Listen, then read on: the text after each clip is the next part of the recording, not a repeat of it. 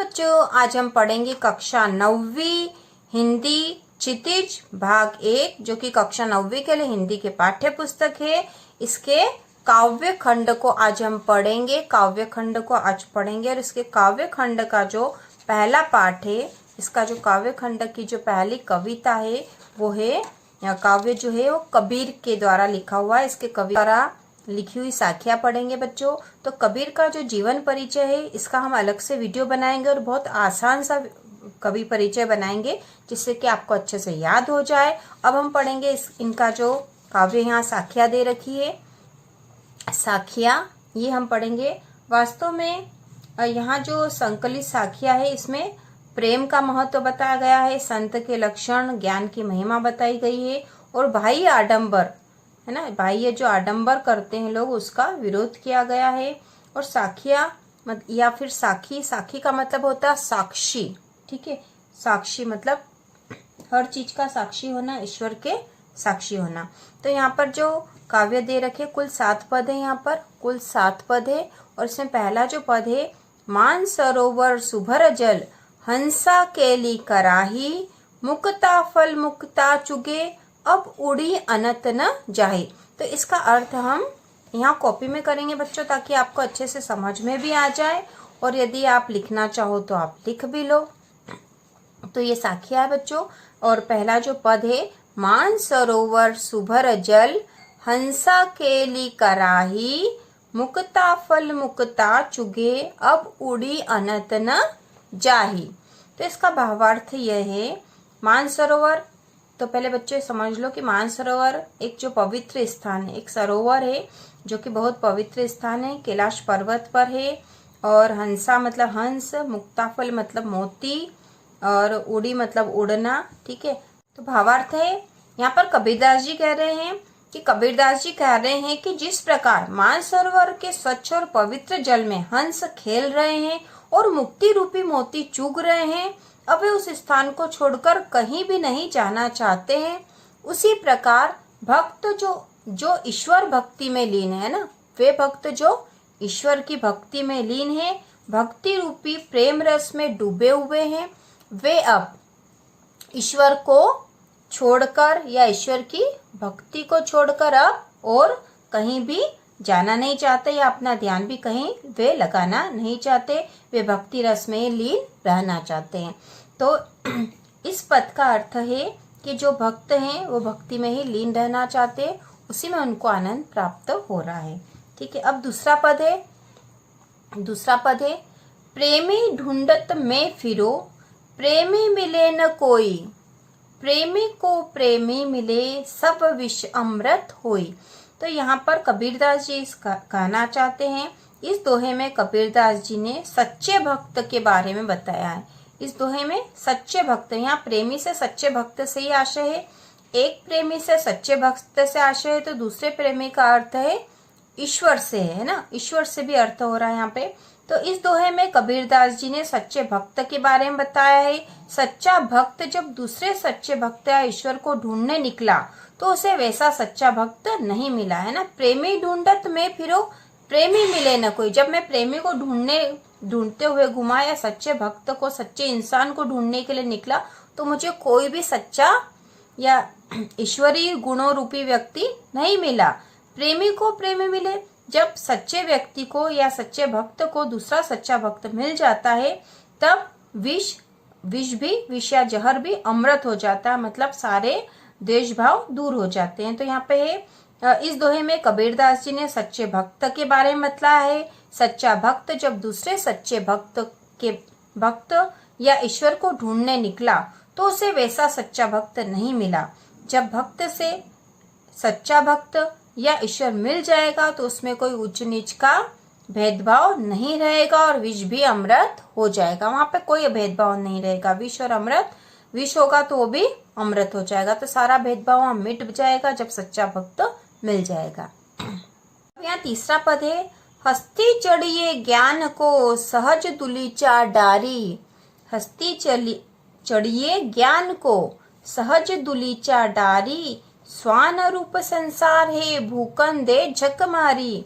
हस्ती मतलब हाथी, ठीक है। सहज मतलब सहजता से, दुलीचा आसन, स्वान मतलब कुत्ता, स्वान कुत्ते है ना, स्वान मतलब कुत्ता, मतलब इस संसार, यहाँ पे ये बताया गया है कि ज्ञानी को अपना काम ही करते रहना चाहिए और संसार यदि कुत्ते के रूप में भोगता रहे तो उसे भोगने देना चाहिए। मतलब जो कहने वाले उनको कहने दो, आप अपना सच्चा काम करो।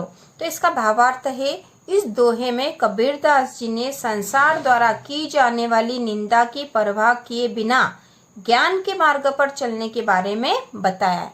संसार की परवाह नहीं करना और हमें ज्ञान के मार्ग पर या ईश्वर के मार्ग पर ही चलना है।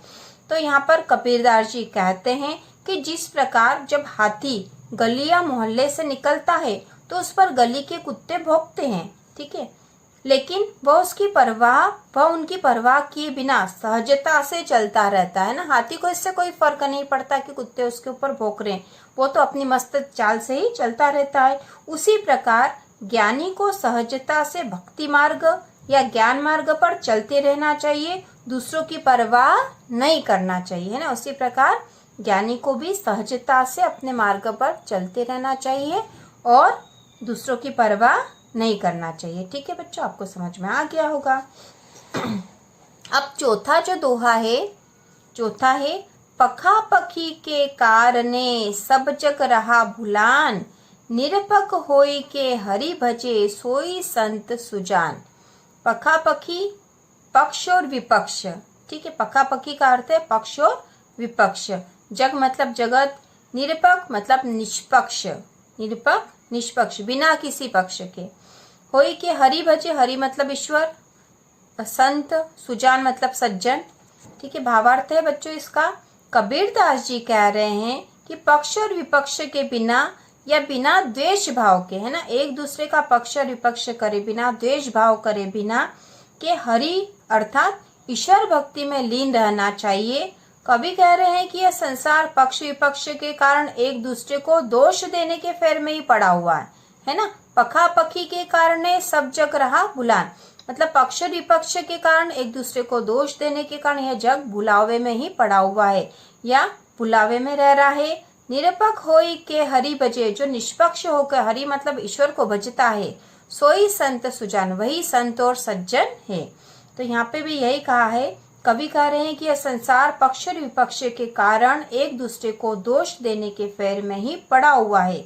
सच्चा भक्त वही है जो निरपेक्ष होकर ईश्वर भक्ति में ही लीन रहता है। ठीक है बच्चों। अच्छा पद है, हिंदू मुआ राम कही, मुसलमान खुदाई, कहे कबीर सो जीवता, जे दुहु के निकटी न जाए। तो यहाँ पर हिंदू और मुसलमानों के बारे में बताया गया है, या फिर दो धर्म, अलग अलग धर्मों के बारे में बताया गया है कि वे एक दूसरे को दोष देने में लगे हुए हैं, जबकि वो दोनों ही ईश्वर के निकट नहीं पहुंच पा रहे हैं। मतलब लोगों के बारे में बताया गया है, हिंदू और मुसलमानों के, जो एक दूसरे को दोष तो दे रहे हैं लेकिन ईश्वर के निकट नहीं पहुंचा पा रहे हैं। तो इसका भावार्थ ये हो पाएगा बच्चों, कबीरदास जी कह रहे हैं कि हिंदू तो राम को महान समझते हैं, जबकि मुस्लिम या मुसलमान खुदा को। कबीरदास जी कह रहे हैं कि लेकिन दोनों ही एक दूसरे को नफरत की नजर से देखते हैं और ईश्वर के निकट नहीं जा पाते, क्योंकि उनके मन में तो द्वेष भाव है, क्योंकि ईश्वर तो सहज प्रेम भक्ति में ही से ही मिल पाते हैं। तो ईश्वर के लिए सहज भक्ति आवश्यक है। राम और रहीम या हिंदू और मुस्लिम से उसमें कोई फर्क नहीं पड़ता है। ईश्वर उसी समय मिलेगा जब आप ईश्वर की सहज भक्ति करोगे या प्रेम रूपी भक्ति करोगे। अगला जो छठा है, छठा वाला जो पद है या दोहा है, काबा फिरी काशी भया, राम ही भया रहीम। काबा जो है आपको पता होगा, काबा जो है मुस्लिम धर्म का पवित्र धार्मिक स्थान है, और काशी मतलब काशी जो है हिंदू धर्म का प्रमुख धार्मिक स्थान है। राम ही से राम, रहीम, ठीक है, राम और रहीम यहाँ पे बताया गया है। तो यहाँ पे हिंदू धर्म के ईश्वर और मुस्लिम धर्म के ईश्वर के बारे में बताया गया। तो कबीरदास जी के समय में जो है, कबीरदास जी के समय में, उस समय भक्ति काल में जो हिंदू और मुस्लिम की अलग अलग बहुत द्वेष भावना और इस तरह की भावना थी, तो इसलिए उनके दोहों में अधिकतर ऐसे पद जरूर आते हैं, और हिंदू मुस्लिम वाले, ठीक है। अब भावार्थ है, इस पद में कवि ने आपसी भेदभाव को मिटाने के बारे में बताया है ना। आपसी भेदभाव मिटाने के बारे में बताया है। कवि कहते हैं कि काबा जो मुस्लिमों का पवित्र स्थान है, काशी हिंदुओं का पवित्र स्थान, जो पवित्र धार्मिक स्थल है ना, काबा और काशी जो पवित्र धार्मिक स्थल है, उनमें एक ही ईश्वर का वास है ना, एक ही ईश्वर का वास है। जिस प्रकार अब यहाँ पे आगे बताया गया, जैसे मोट चून मैदा भया, मोट चून मतलब मोटा अनाज है ना, चून मतलब यह अनाज होगा, मोटा अनाज मैदा भया, जब उसको पिसवा लेते हैं, बारीक कर लेते हैं तो मैदा हो जाता। बैठी कबीरा जिम, और उसी जब उसको बारीक करेंगे तो ही हम उसको भोजन के रूप में कर पाएंगे, तो ही हम उसको खा पाएंगे। तो यहाँ पे ये कहा गया है कि जिस प्रकार मोटा अनाज जब पीस दिया जाता है, बारीक हो जाता है, तो वह खाने लायक हो जाता है। दोनों वास्तव में एक ही के दो रूप हैं। तो यहाँ पे भेदभाव नहीं करने के बारे में बताया गया है कि मोटा जो अनाज होता है उसको पिसवा देते तो मैदा हो जाता है और उस समय हम उसको खा पाते हैं। और यहाँ पे काबा और काशी वास्तव में एक ही ईश्वर को बताते हैं ना, एक ही ईश्वर उसमें वास। जो 7वां दोहा है बहुत ही अच्छा और बहुत ही आसान है।